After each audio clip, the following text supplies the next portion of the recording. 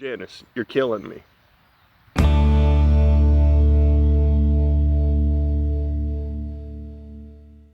Good morning, guys.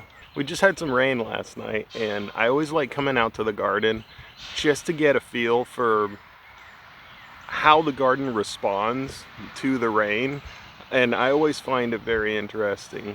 From time to time, I'll water it, but we're on city water, so you know there's additives in there just to ensure that the pipes are clean. And periodically with city water, they might over-chlorinate the water at times to flush the pipes out and ensure that the pipes remain clean, because just the normal treatment that they give it sometimes isn't enough. And we'll get warnings on in our mail or on our door or something saying that, you know, be careful because there might be extra chlorine in the water or something like that. And obviously it's times like those that it really makes me question if I should be putting that water in the garden. Now, perfectly safe for human consumption. Too much chlorine in the garden can adversely affect the microbiology in the soil. I'm always very aware of that, and I try to leverage rainwater as much as possible. But here's the thing that I love to see. So we're getting little volunteers here. All of these are asparagus volunteers.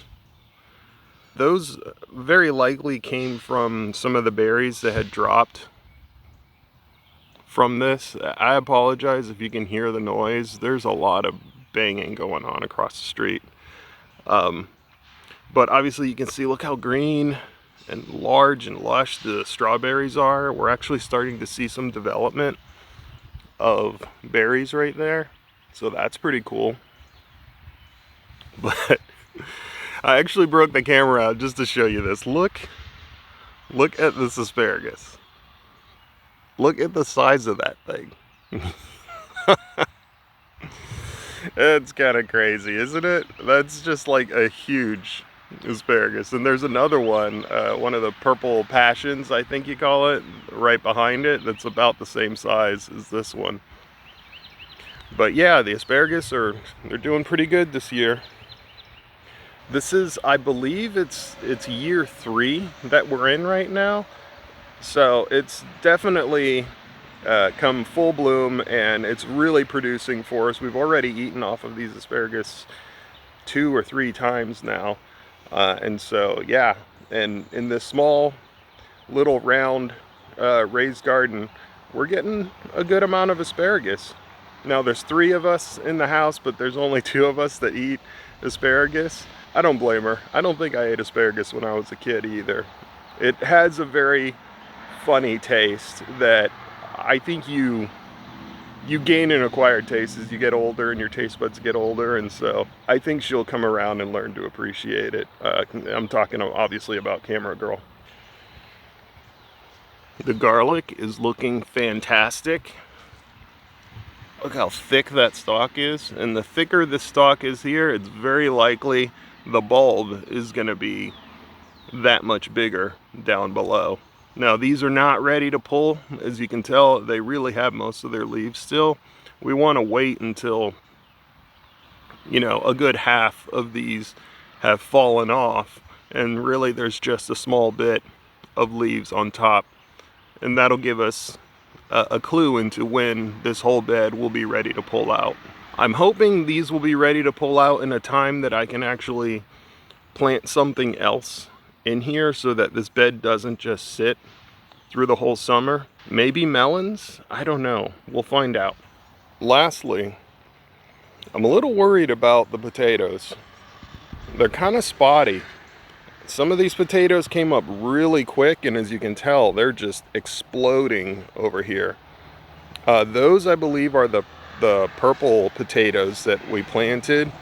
Some of these were some of the potatoes that we had saved from a previous year. I did dig in the soil because, again, I was getting a little bit worried And I did dig in through here, and I did see the potatoes still. They were just starting to kind of bud, so maybe they're just gonna come up really late. Who knows, it might be a good thing. I guess worst case scenario, I can pull out the bed of the purple potatoes first, and then I'll leave the other bed alone and let it just mature later in the season, and then we can kind of spread out our potatoes, and who knows, that might actually work out in our favor so that we don't end up with a bunch of sprouting potatoes in like September. Right? Like, we can wait and hopefully we have some potatoes that we can save and do this all over again next year.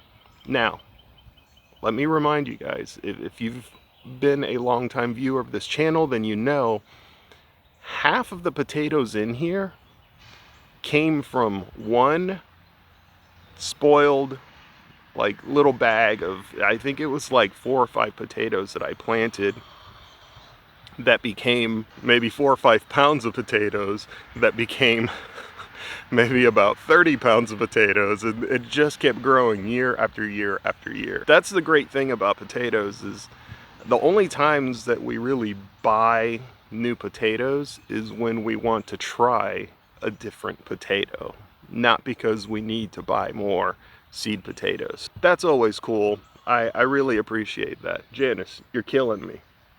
You're, you're killing me. I don't know if you guys can hear it. Oh man, noisy chickens.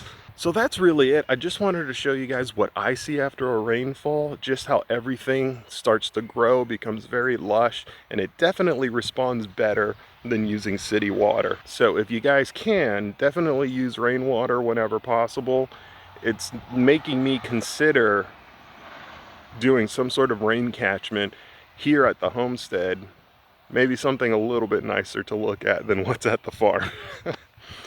But I'll leave it there. As always, you guys be good. I'll see you on the next one.